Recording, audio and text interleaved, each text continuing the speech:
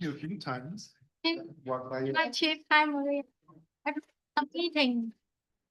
Finish your business.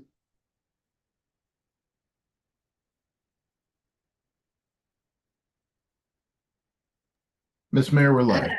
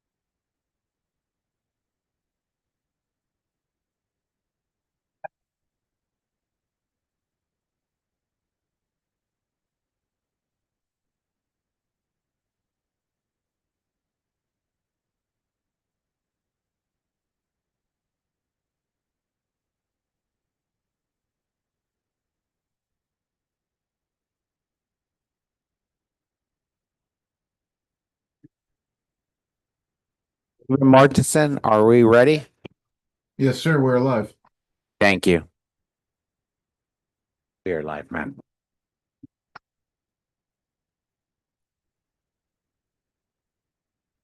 Good afternoon, everyone, and welcome to our Baldwin Park City Council special meeting. Today is Wednesday, December 3rd, and it is 5:07 p.m.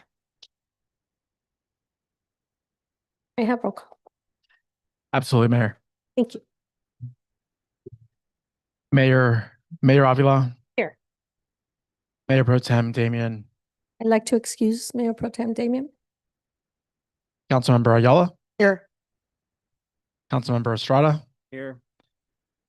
Councilmember Lozano. Here. Thank you so much. Thank you for that, City Clerk. Do we have anyone here for public communication? No, Mayor, I don't believe we have anybody here for public communication. We have people here for presentation. Thank you very much. We will go ahead and move on to the open session study session presentation from the Inland Valley Humane Society and SPCA. Welcome. Thank you, Mayor. I'd like to introduce Our captain. our captain, and he will start off with the presentation. Thank you. Thank you, Captain. Good evening and thank you. On behalf of the CEO and the Chief of Police, I'm here just to kind of do an introduction and a brief background as to why we're having this staff session and what sort of led to this. And after that point, I will turn it over to Nicole with IVHS. So as we're all aware, the City of Baldwin Park has contracted over the last couple decades with the LA County DAC, Department of Animal Control and Care. And while we've always maintained a healthy and positive work relationship, we've noticed over the past several years a significant increase in costs. Currently, we've entered into an agreement with them that became effective on July 1st of 2024 and lasts until June 30th of 2029. But over that time, our animal control costs have increased dramatically. And to give some reference or a historical context, back in 2014, 2015 fiscal year, we paid approximately $192,000 annually for full services with DAC. We can fast forward now to where we're at in the 25-26 fiscal year. Our costs have increased 8 to 10-fold, and we project by the end of the 25-26 fiscal year, our costs to range between $1.6 to $1.9 million. Our most recent monthly billing that we got for the month of October showed a monthly charge of $145,000, which to us, it raises urgent concerns about the budget sustainability of continuing under the current model that we're using. Just as I mentioned, I want to give some historical background. These increases resulted from multiple factors that were identified in a 2016 consulting study that was commissioned by the LA County. In it, it talked about inclusion of medical diversion costs and housing rates, elimination of a 5-day billing cap, and that's where we've seen the most significant portions of our costs have gone up, as well as increased hourly rates for animal control officers. And basically what this means is a transition to a populace-based billing methodology for field services and alternative care center admissions per capita fees. That kind of does sound like, to me, I didn't quite know what that meant, but what this really equates to is there are no annual cap increases working with DAC. And our current sort of trajectory for cost suggests that within the next 3 years, we should be exceeding $2 million annually, which would typically represent to 15% of our department budget. And that just, again, brought some concerns up for us. So beginning in the summer of 2024, PD started looking out for alternatives. We reached out to groups such as SIACA, which is the Southeast Area Animal Control Authority. We reached out to the Inland Valley Humane Society and SPCA. I even spoke informally with just other cities on options on how they sort of do their animal services, whether or not they do it in-house. Was that feasible for us to start up our own operations? We were just looking for alternatives to present to, at the time, the former CEO, and now with our new CEO, Manny Carrillo, just ways and different ideas on how we can best serve the city by trying to get these costs under control. So at the time in 2024, there were no openings for us to look at. We reached back out to the IBHS, I want to say in February of 2025. And at that time, we again expressed our interest with just at least going to the table and talking with them to say, hey, would this even be feasible? So over the course from February to spring, going into the summer months, we started having discussions with them, did a tour facility, talked about what service levels we currently have, what they could provide. And they asked us for a bunch of data on our previous fiscal years so they could do a compare and analysis of would they even provide us with the same level of service and what would the projected costs be. Unfortunately, in 2025, there were a lot of times where the talks got suspended. Obviously, in May 31st, we had a unfortunate line of duty death. I was away for the summer for the FBI NA Academy. And so back when I returned in September, I was able to reach back out to them. We set up a final meeting in just this past November, and we were finally able to get some sort of service agreement to present to City Council. If it progresses past today, it would be something for you to look at on the December 17th City Council meeting. Just as far as the segue to the IBHS, they are an established nonprofit organization. Hopefully I get my information right. Operating since 1966. They maintain a modern facility in Pomona, which is approximately 10 miles away from the city of Baldwin Park, so still within close proximity. And they currently provide animal control services and shelter to multiple municipalities, and they maintain strong partnerships with law enforcement and animal welfare organizations. Currently, they service nearby cities such as Chino Hills, Covina, Claremont, Diamond Bar, Glendora, Laverne, Pomona, San Dimas, and they offer sheltering services for La Habra. I would mention other cities that they're in contracts with, but that's not my place to take away their thunder or to sort of disrupt any other municipal cities, what they're going through. So that's kind of just a brief history of why we're here today. And with that, I'll turn it over to Nicole from the Inland Valley Humane Society. Thank you. Thank you. Thank you for the information.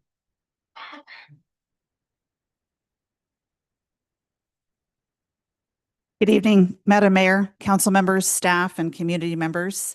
My name is Nicole Bresciani. I'm the president and CEO of the Inland Valley Humane Society. We are actually 76 years old. We were established in 1949. Otherwise, he nailed that presentation. Are you going to be forwarding the slides? Oh, it's like, I didn't, okay. Oh, perfect. Awesome. I was like, that was like the whisper. They didn't even, they anticipated. So what I wanted to share with you is that, yes, we have been around for 76 years. We were established because community members came forward and they were concerned with the way things were being done in 1949 about how animals were being handled. Our nonprofit was formed. We had 4 original partners in 1950 and 51, Pomona being the one original partner. That's where we had our original shelter, got some land, and then we have expanded since then over the years. We have 9 partners, and I say partners because it is really important for us to be partners in service delivery. It's a shared accountability. While we're sheltering and we're housing and caring for these animals and doing animal control, cruelty investigations, et cetera, it's really important to remember that these are not our animals. These are community members' animals. These are your residents. You know your residents best. We only get information from you the best possible way to interact and be collaborative partners to be able to give you the best possible service. And so one of the things I will share, I won't belabor and go into like finite detail. We can definitely do that if you'd like, and you have additional questions for me, but we do all the things that you have come to understand even with the county level. We do the housing, we do protective custody holds, we do the special holds, we do seizures with police, without. We file warrants. Sometimes we're named on warrants. There's a whole host of things that we do for the domestic animals, right? Typically, you're talking about a lot of that law enforcement that comes from the dog side of things. We handle cats. But in addition to domestic animals and all the miscellaneous animals that come with it, bunnies and guinea pigs and all kinds of stuff, and I won't jinx us by getting more of those in, but we do handle wildlife, and that is a nuance. That isn't something that the county handles per se through animal control. That's something that's usually done through agricultural weights and measures, or they'll call Fish and Wildlife. We have a very strong partnership with Fish and Wildlife. We do our own, residents may rent a trap and they'll get a possum, a squirrel, a skunk, and then there's a relocation that happens. Sometimes there's injured wildlife. That could be a hawk, it could be a coyote, it could be a variety of animals, and we will work to take those animals to local rehabbers. Sometimes the rehabbers are not actually that close, and so we work in conjunction with them. Sometimes the rehabbers are full, and the only humane thing to do would be to euthanize. So that is our last resort. Sometimes there's nuisance issues. We will do wildlife audits. We will go out into people's yards and say, okay, what is the issue here? Why are you seeing more coyotes? Why are you seeing raccoons? While we are not about eradicating them, we are all about coexisting with wildlife. We do understand that sometimes the nuisance issues get to be too much. Seeing a coyote running down the street, that is not cause for concern in our book or in Fish and Wildlife. However, if we're having a habituated coyote that's becoming aggressive, sometimes you'll have reported stalking behavior. Typically, there would be a den nearby, but sometimes there's more escalation. Maybe they have pups, maybe they are hungry, maybe they're sick. So there's a lot of variables that go into handling wildlife, and we do a really good job of that. And again, in conjunction with Fish and Wildlife as appropriate. So just wanted to let you know that it is more than domestic animals. Next slide, please. One of the things that we have done is partnered with DocuPet.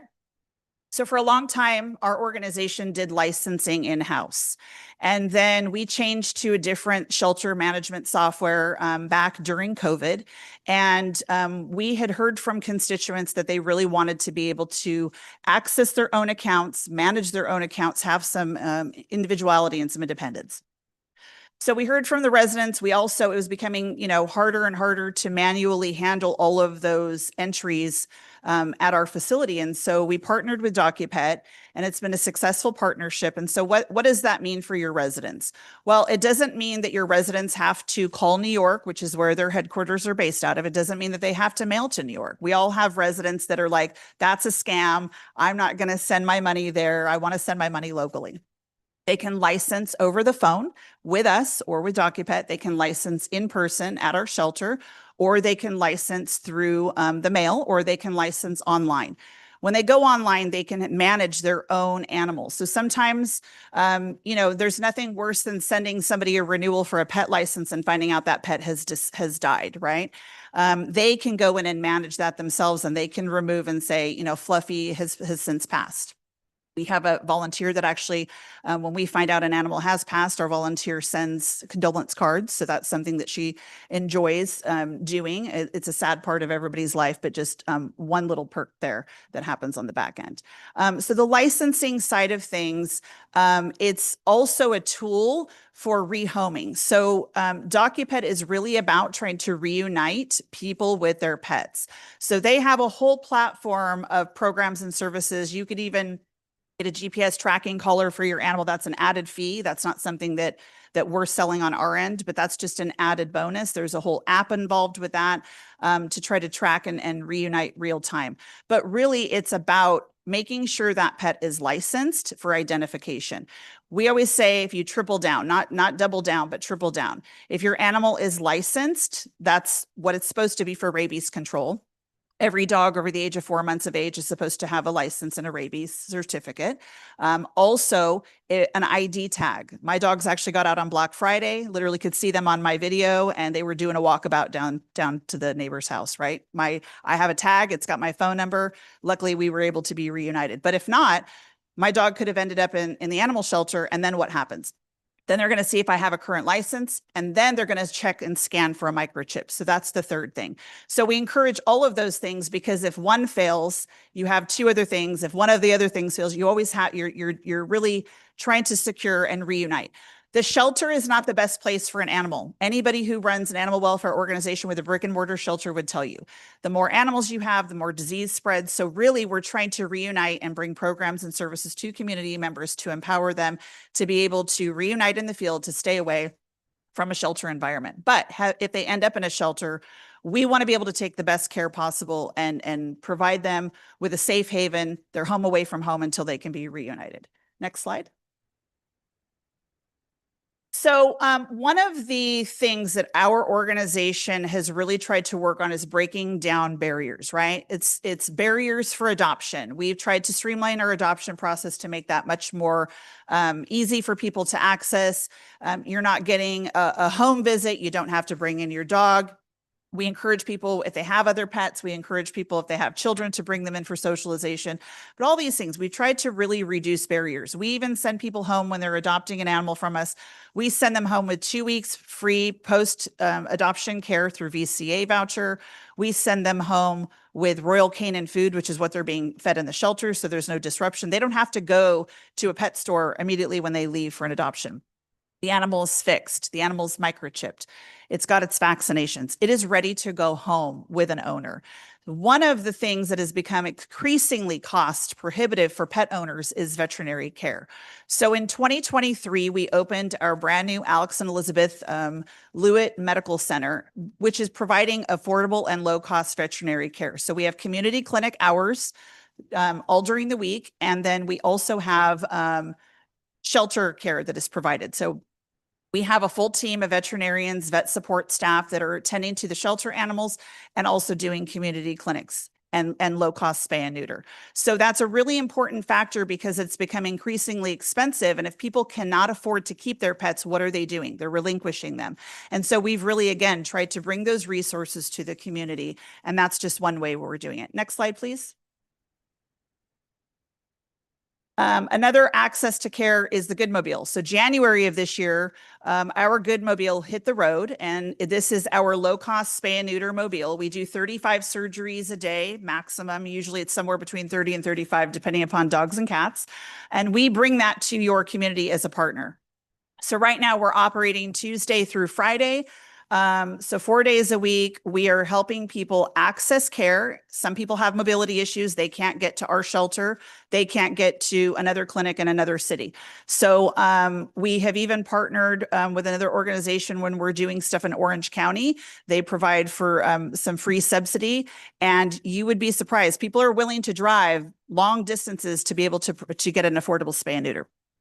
We have multiple low-cost spay and neuter programs. So if you have a Chihuahua, a Pit Bull, a Husky, a Shepherd, or a cat, you're going to get that for a reduced fee. So somewhere between $80 to $150, you can get that service. And that includes the vaccines, the microchip, and the surgery. So when you compare that to a private veterinarian that somebody is taking their pet to, you're talking about anywhere from $400 to $600 minimum. And that doesn't count all the extra things. There's no extra. That doesn't mean somebody that has a different breed can't bring their animal for our low-cost spay and neuter, but that is something that right now any resident can take advantage of. But this is something that if we were partnering with you as a city, you would be on our regular rotation. You would see us come into your city every month. Next slide, please. Community is very important to us. So we're about compassion, we're about care, compassion for all living things, caring for animals, and community. So it's very important that we find out from your Parks and Rec director, what events are your big events? What do you want us at? What is going to be the most impactful for us to be at? One of the things that's very important to us also is, again, the access to information. Our material is translated to Spanish and to Mandarin. We have multiple employees who also are bilingual. We did actually have an employee who spoke Mandarin. That person no longer works for us. So hopefully somebody will want to work for us that speaks Mandarin. But a lot of people who speak Spanish. And again, the community events are very important because again, it's us coming to your residents. And sometimes it's a simple conversation of they want to know, how they can better access services. They want to tell us all about their great adoption story. Or sometimes it's about finding out how they can get, what do they have to do to get their license? And sometimes maybe they're worried because they're delinquent, they're late on a license, and how do they make good on that, right? So it's really, again, trying to empower and trying to connect with the community. Next slide. So these are some examples of outreach. We actually have 3 pet therapy dogs, Jam, Pork Chop, and Peaches. And no, I did not name them. I don't know how they all had food named after them, but nonetheless, Pork Chop is in the middle. Pork Chop was actually dumped on our doorstep right before Christmas a couple years ago at night. So he was not found until the next morning.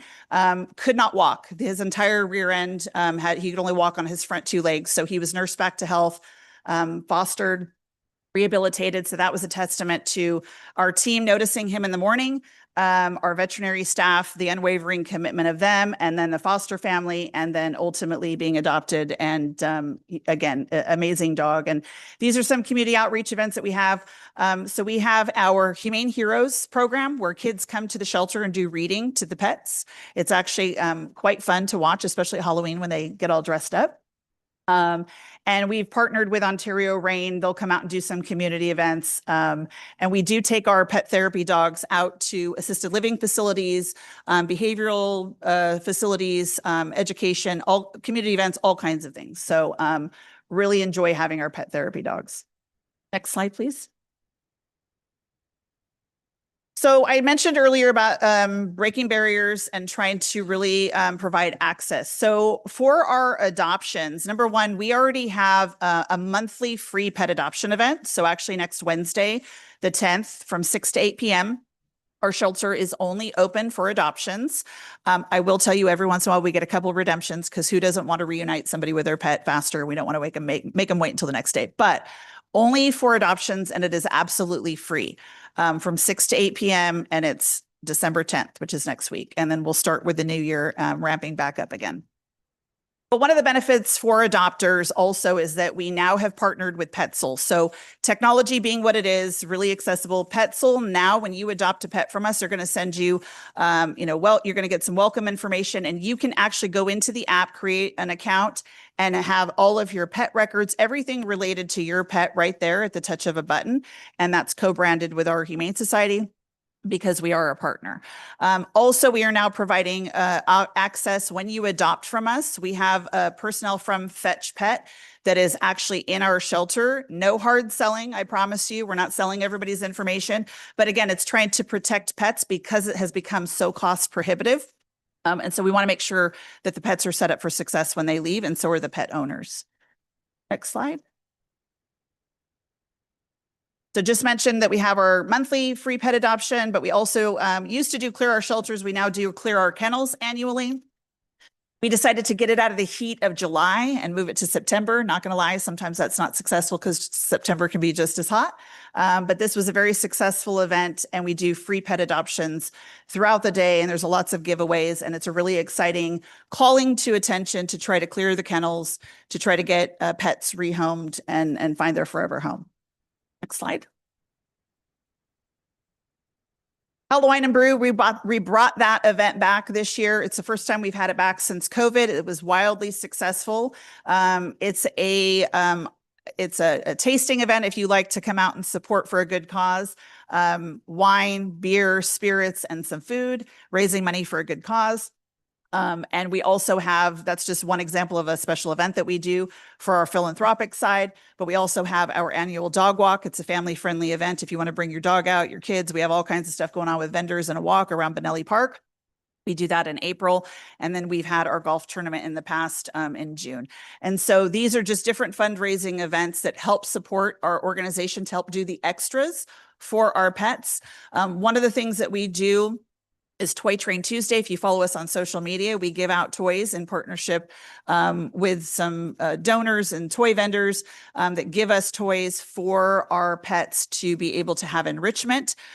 We do dog play groups every week, and we also do cat positive training for our cats. So really trying to provide stimulation for the animals while they're in our care, but knowing that eventually we really want to move them as fast as possible into good, loving homes and to find the right match.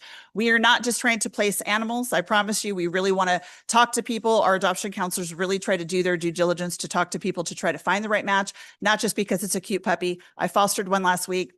It's going to be 80 to 100 pounds. I don't want that dog, but somebody else will, right? So it's all about timing, and it's about the right fit. And so we're really proud of the efforts that our team makes, not only to bring in those philanthropic dollars to do the extras, because the city dollars can only go so far. And so just one example of an event that we do to help support the animals. Next. So an exciting factor, if you didn't know, we have acquired San Gabriel Valley Humane Society. So after the first of the year, we will be taking over operations. So that organization will cease to exist as you know it now, but we will be keeping the name, doing business as. So our official company name is Humane Society of Pomona Valley, Inc. We do business as Inland Valley Humane Society, and we will be also doing business as San Gabriel Valley Humane Society. If you've ever been to that campus, you know it has some aging infrastructure, so we're going to be working on some capital infrastructure over the course of the next few years. But we're really excited about serving the San Gabriel community, San Gabriel Valley community as a whole. I've spent most of my adult career in San Gabriel Valley, previously in city management. I understand the stretch of a dollar, especially when it's coming from the general fund. And so, you know, we look forward to being able to provide access and breaking down barriers for more community members moving forward. Next.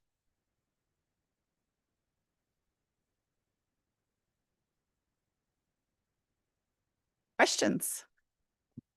Yes. Well, first of all, I'm extremely excited moving on to a new venture. And I think that it's about time. I mean, we've talked about this before years ago, and I think that this is the right time to be able to make this type of move. So I'm looking forward to seeing this happen. Let me ask you a question. There's a vehicle similar to yours, but is it orange color? Is that the San Gabriel? No, San Gabriel has a couple different white vehicles, but different logos. So we haven't done any of the co-branding until we've officially legally taken over. Are you familiar with the ones? Because we had them here at a concert years ago. You guys remember that? What was the name of that group? ASPCA, maybe you're Yes, thinking. there you go. Yeah, so it's interesting because a lot of people think that SPCAs are affiliated with the ASPCA out of New York. We are not. We are not a division. We don't get any funding from them. So we're very much independent. So if you're sending your money to the local SPCA, that would be us. So we ask people actually designate it, because sometimes people are donating money thinking it's going to you, but it actually goes to New York. Ah, interesting. I'm glad you said that. Now, out of curiosity, where's your housing area, your headquarters? Sure. We're located at 500 Humane Way in Pomona. So right between the 5771. Do you remember where the old General Dynamics? Yes. Right across the street. Really? Okay. I know where you're at. Yeah. And I invite any of the council members to come for a tour. Anytime you are welcome. We're happy to show you around our campus. It's got our medical center and our campus administrative building, and then as well as our kennels. The address is on here, right? Yes. Okay. Oh, wow. That's it. Well, I'm excited. Well, thank you. You're bringing on a whole new team. So, I'm looking forward. Anybody else have questions? Yeah, Mayor. I mean, I'd echo the same thing. I think it's exciting. It's something that we've been talking about for a very long time. You know, the only things that I know that, yes, saving dollars is very important, but making sure that we are at the very least keeping or increasing our standard of quality of service to our residents and of course to our pets is also vital. So I was wondering, are you also doing like analytics? So if you're being called for stray cats, and then you see an increase in stray cats, then that's something that you're going to try to mitigate, or is that something that's just going to become an increased cost? Yeah, we do managed intake. So while we're an open admission shelter, obviously if somebody is coming, let's just say for an owner relinquishment, right? That pet has a home. So we're going to try to provide all the resources necessary for that owner to stay with their owner, their pet But at the end of the day, if they still have no means and they still need to relinquish it, sure, we're going to go ahead and work with them. But on cats, we actually do have a TNR program. Are you familiar with TNR? Yeah, that was going to be my next question. Yeah, we do have that program. We do charge $70 a cat, and there's a reason behind that. We actually were, when we first opened up our clinic, we were offering free TNR, and we were doing over 50 surgeries a day, 4 days a week, and we were having fights in our parking lot, disrespect of the staff, because it was first come, first serve. People are actually abusing the residency requirement. So, or, you know, down the street, the most local high volume spay and neuter was Ontario Spay and Neuter, and they were charging $70 a cat. We thought, well, they're paying it over there, so we'll do it over here. And it did lighten the load, but it didn't diminish the need or the use. So it's still being utilized, not at 50 a day, but still 20 to 25 cats twice a week, because we limited it to Tuesdays and Thursdays. But if somebody's having a nuisance issue, we will absolutely go over and take care of that and help, you know, teach them how to set traps, and then also make it an animal control call. So either they bring us the traps with the cats, or we'll come back out and monitor and come back and pick them up. Yeah, I think that's one of the most important things, right? If we're looking at we're tracking the data and we see that something is increasing, I think currently what happens is that we just keep getting charged for it, right? There's no real effort to mitigate the issues, right? So we want to, yeah, it's important to save the cost, but also be able to mitigate those at the same time. So being proactive. Absolutely. And we also have a foster program. So we have 2 foster coordinators that when they hit February, they'll be knee deep in kitten season. So we get fosters lined up. That's a 100% donor funded program through all of the supplies that are given. So we give them all the tools that they need. We just ask them that they open their hearts and their homes and that they can take them. And it's wildly successful. Instead of euthanizing a lot of cats, you're saving lives. And then there'll be a reasonable amount of satellite events just to make sure that people have access. Yeah, we just need to work with Parks and Rec to find out what those events are, and then line them up with our calendar and figure out which ones are the most beneficial and allocate the resources. Okay. And then we also do mobile vaccine clinics. Those will come to your community as well as every second Saturday, we have a vaccine clinic on our site that's available. And then I know, so your current office is in Pomona, and then you're taking over the SGV. Where is that located? San Gabriel, it's over off of Grand Avenue in San Gabriel. Okay. It's right next to the Public Works Maintenance Facility. Okay. And then so one issue is if somebody's calling, what is there going to be animal control officer in the region, or they're going to have to be dispatched from the office itself? So what happens is, because we're in contiguous cities, if we were coming here, there's shared resources. So that's how our model works. So it's shared resource. So if for some reason, let's say that we were identifying that there's just a need to allocate a specific officer, that would require us to have that discussion at contract renewal time about funding one specific officer, so that you always have an officer in area patrolling. The officer obviously releases to come back and drop animals off, but yeah, some cities do have a specific officer assigned. And so maybe for staff, this has to get voted on by the council, correct? Yes, sir. So when would we be getting this? With council direction this evening, we plan on bringing back a agreement at the next city council meeting. So that would meet our contractual agreement with Los Angeles County by giving our 6-month notice that we are going to leave the contract. So when you bring back a contract, would you be able to bring back what the base rate is plus Yes, add-ons would be? absolutely. The base rate. Nicole, will you elaborate a little bit on if someone wants to give their animal back, they can give it to the animal control site in Baldwin Park. In addition, the cap every year and the license fees. Sure. So, so there is I think there's a misnomer that we have a special agreement with Baldwin Park where we will, if an animal is dropped off at one of our shelters, we get people all the time that are like, I just came, I'm on my way to work. I can't go back to where I was just at. I'm just going to leave the animal with you. So all of our best efforts to not have them do that, sometimes to no avail. So we will transfer. Baldwin Park has transferred animals to us to them, and other agencies as well. But if somebody is relinquishing an animal, they found a stray animal, we're going to ask them to bring it to us in Pomona. However, some people cannot. They don't have transportation. So we're going to tell them, yes, of course, we'll dispatch an officer, but it won't be a priority call, right? Our priority calls are dog bites, loose aggressive. So it could be all day that you're waiting for an officer to get there. But but it could be faster. It's just going to depend on what the circumstances are and the time of day that we're getting the call and the call volume. Yeah. As far as the contract, so we do not have a base with an escalator, except for our costs are fixed. So when we give you a cost, it's going to be the quote that we've given is $1,085,000 with $100,000 capital infrastructure investment. That is going to be your gross cost. So $1,085,000 and then less any revenue credits. So you're going to get revenue credits for licensing, and you're going to get revenue credits for impound food and care fees that people are paying when they redeem their animal. So any of those are going to offset every month. So that's the maximum you're going to pay year one, fiscal year 26-27 is going to be $1,085,000. That's the max. And of course, you're going to pay less than that because you're going to get revenue credits. That also includes biannual canvassing. So every other year, we are going to do licensed door-to-door licensing canvassing. We knock, but if people are not home, we're not going back there. We're not browbeating them. We're going to knock, and we may go back a second time, but we're not going to keep going back repeatedly. We're going to leave a door hanger explaining to them in English, Spanish, and Mandarin how they would go about registering their pet. Because sometimes we can hear a dog. Sometimes we see a dog. We see evidence of a food bowl, water bowl. So we're going to go ahead and note that. So there's follow-up that happens on mail correspondence. Once somebody is in the system and licensing, then they cannot opt out of all communication. If they have an active pet that is alive in the system, they can say, I don't want to receive mail or I don't want to receive email, but guess what? I got to receive one or the other. And that helps us communicate to them and make sure that they know they get 60 days to license that animal to make good on it. So they've been given ample opportunity. And I'm sorry, there was a follow-up question that you had, Mr. Carrillo. Let's see here. I think you covered both of them. Thank you. Very good. Fine. Anyone else have questions? Ayala, you have any questions? I have a question. I know you touched up on Fish and Wildlife, that you partner with them. And the reason I'm asking this is because I have had this happen twice already.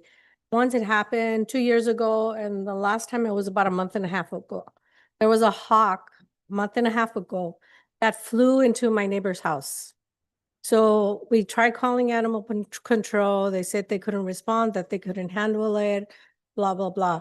Make a long story short, our Public Works Department, and I thank them, they responded to the call and they were able to get the bird out of the house and it was set free. About 2 years ago, 2.5 years ago, a hawk crashed into my front door because it's glass, and it crashed and it was injured. Same thing. We called animal control, no response. They said it wasn't theirs to take care of. Again, our Public Works Department handled that. How would you handle something like that, and how quick would a response be coming from you? Well, I can't say exactly how fast the response would be, except for that if it's an injured hawk, obviously injured, sick, dog bites, those are priority calls. So we do handle wildlife, as I stated. So we would respond. We would not tell you it's a Fish and Wildlife. I can already tell you Fish and Wildlife is not responding unless it is an aggressive attack on a human. There was recently, not recent, it could have been a year or two ago because time flies as you get older. But there was a bear in a local community, and they had to do shelter in place for the kids because it was getting ready, the bell was getting ready to ring. And of course the city officials are upset, right? But Fish and Wildlife is like, it's a bear walking down the street. Like, I can't do anything, right? They don't have enough resources either. So it's not Fish and Wildlife's fault. It's just that unless there is really an aggressive attack on a human, the county will send out agricultural weights and measures. They've been a great partner. They'll send a biologist out to evaluate if you're having some, suspicious activity going on. We had somebody that was supposedly lacing steak and feeding coyotes. That ended up getting tested. There was nothing in there that was bad, but the person kept saying on social media they wanted to, eradicate all coyotes. So we take all that stuff very seriously. So I can't tell you exactly how long it would take but it would be a priority call. It wouldn't take 4 hours or 8 hours to get there to you.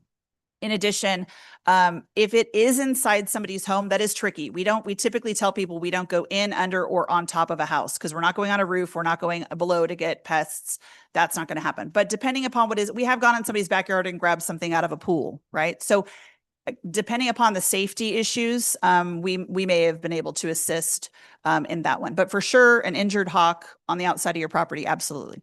So you wouldn't be able to assist a bird going inside the house either. Typically, no, but if it's a hawk, you're talking about a It was bird. a Yeah, hawk. you're talking about a bird of prey. So we would probably assist in that case. Because of course the owner was terrified and was outside of the house. Yeah. She doesn't even know how it got inside, but it got in. She left the door open, I guess, for a little while and the bird was inside her house. Yeah. I mean, I have Fabi and Danny. Would we help? Yes. Okay. See. Okay, another question I have for you, and it's happened many times that there's a cat, a dog, something that got run over, and of course, it's hot, it gets smelly quick, and if we've made calls. That doesn't happen. It doesn't get picked up immediately. Who comes to the rescue? Again, it's our Public Works Department because it's happened in very, very busy areas. Even if it's not busy, if it's close to a home, the bacteria, the smell, who knows what could happen with a dead animal. We don't get quick response on that. How quick is the response on that? Because to me, it's urgent. Yeah. I mean, that they get picked absolutely. up. Our internal working policy is that we try to pick everything up within 48 hours. Now, the caveat is that if it's in the public right of way, that is considered a priority call because it's a hazard, right? It's a road hazard. People swerve and then they're causing car accidents. In the summer, I will tell you that's something that we beefed up. Over the last 2 summers, we've really tried to allocate somebody specifically to go city by city because of the smell, the heat. So that has been something we've paid more attention to in terms of like, we've got to call somebody off of this assignment and have them reprioritize. So yes, that Okay. is something that we prioritize. It's good to know because last year there was a dog in front of my house and it's a very busy street because all the kids come through there from school. Yeah. A dog got hit. It ended up at the corner. Everything is sticking out of his stomach. We called them and it took hours. Again, Public Works had to go out there and pick it up because the kids were walking by that dog. Yeah, I mean, Dismantled. and the thing is that we do pride ourselves on point-to-point contact. So your CEO, your chief of police, whoever you have assigned to managing the contract is going to have a point person, meaning me and our director of operations, Mariana. So I don't have a home phone anymore because I just kept getting spam, but I do. My cell phone is on 24 hours. I've even been called on Christmas. Sometimes there's things that happen. I don't expect your PD and I don't expect your staff contacts to be sitting and waiting on hold or to even call our emergency line dispatch. If you have an emergency or you're like, hey, this isn't happening, pick up the phone and call us. Of course, I always want to say that we're perfect. That doesn't exist, right? We're going to make mistakes, but we will be accountable for them. And we will take an internal look, as you said earlier, talking about auditing and looking at things. Of course, we're going to be doing that and saying, where do we fall short? We always want to continue to strive for excellence. Good. I like all of your answers and the way you respond because we have come across a lot of issues and we have been discussing it for years that we needed to look into other programs, not only the costs, but the service that is being provided for our residents, for our pets. Because I think most of us here are animal lovers and I was just telling them, oh, that's a cute possum. I love possums. I have a possum that lives in my yard. I do, they're so cute. And I just Maybe that's why the hawk was coming. No, that's 2 houses away. I just let him be. He doesn't hurt anybody. They're just cute, but I just think that we do need to protect the animals and the wildlife. And the response coming from you is extremely important. And I do like everything I hear, especially the price. So I would like to, especially the price, I would like to further look into this. And Yeah, so we will definitely bring a report back. All right, one more question. So we're gonna get a monthly invoice, Mhm. right? So in that invoice, are you sending also like information, like how many calls for service you got for specific service and you break it down and then You get an activity report. Yeah, it breaks down the number of calls for service, the hours that we spent in your community during the day, after hours, and then also like it's broken down dogs, cats, wildlife, how many animals were euthanized, how many were adopted, how many were transferred, how many were relocated, your live release rate. Yeah, absolutely. All that's going to be for you. One more question. I believe when we met a few weeks ago, there was something pertaining to a COLA, a maximum each year. Can you elaborate on that? Yeah, so so your first year is 1,085,000, second year is going to be a 5% max CPI. So that's how that works. There is no, it's not a mystery. There's no guessing on you know, I understand because I worked for city that contract with the county. So sometimes you get to March and you're looking at that and you're like, I don't know what that percentage is going to be. 1% is 20%, 1%, you know, one line item is 7%, because their model is going under the county auditor, and whatever the county auditor comes back and gives you a rate for, that is what you, and so you are paying that. There's no other way around it. So that isn't, you're not getting an updated bill in March. You know, you're going to find out what you, I think our contract says either March or April to notify you what your CPI adjustment is going to be for the next year. And in the years where because our cities that have been with us for a long time, we've done a true up of costs. So at some point, it's not a CPI, it's a true up of costs, and that's a shared accountability, and everybody understands. So if you're, let's say, 10% of the pool of cities that are with us, then you're going to be 10% of whatever that you know, total pooled contract, the costs are for animal control. You'll know that up front. It's not a mystery. And you mentioned something, the after-hour calls. What are your regular hours? So our regular hours that we consider for animal control, 7:30 to 9. Thank you. 7:30 to 9 p.m. Yeah. So you said it's $1,085,000. So if we were to have, let's say it just was a crazy year and we had a lot of after hours, is that going to increase our bill? That has no bearing on your bill. Okay. Your bill is what your bill is. It's a Okay. shared cost accountability. That's our model is shared cost. Sure, cost. Everybody has a model, whether you like it or not. And I understand the county's model. Okay. Our model is different. They all say different things, but the same thing at the end, and that is that it's becoming more and more expensive to do animal care and control. The schedule is 7 days a week. 7 days, 360. We're open. The shelter is closed on Sundays and major holidays. Okay. Yeah, but you will get 7-day, 365 service. Yes. Perfect. Thank you. All right, one more question, Annie. So we have the 6-month separation period from the county Yes, sir. that you're planning for taking over in 6 months. Is there a possibility to see if that's something that we can kind of expedite a little bit further? Well, A question for both of you. yeah, we will touch bases with the county. Let me ask a question. You have 9 cities, or how many? Yes, 9 full service contracts. 8 full service contracts and one. Which are those cities? Are you able to name them all? I'm sorry? Are you able to name the cities?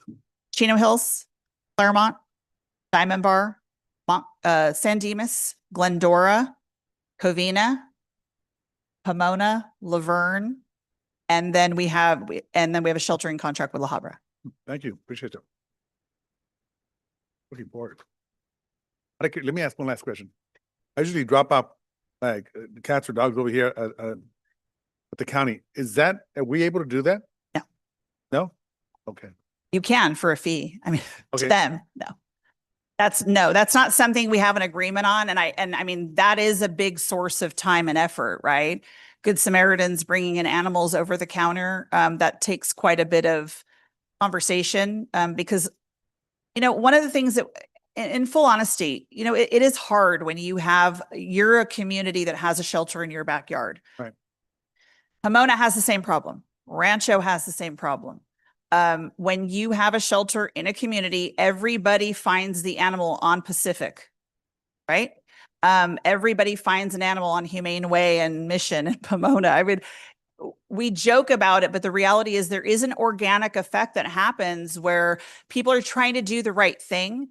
And they think they're doing the right thing by going to that particular shelter because it's close. So they'll say that it came from here, but in reality, it didn't. And it came from a neighboring city, right? So you may be having some of that. Somebody may be in Covina, but they're bringing in an animal here. And it may not be Covina County Pocket. It may be my jurisdiction. And they may be gaining some of our animals too. It happens on both sides. Right. Thank you.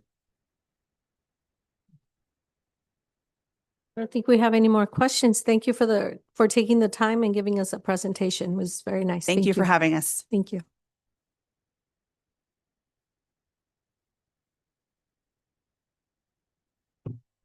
Okay.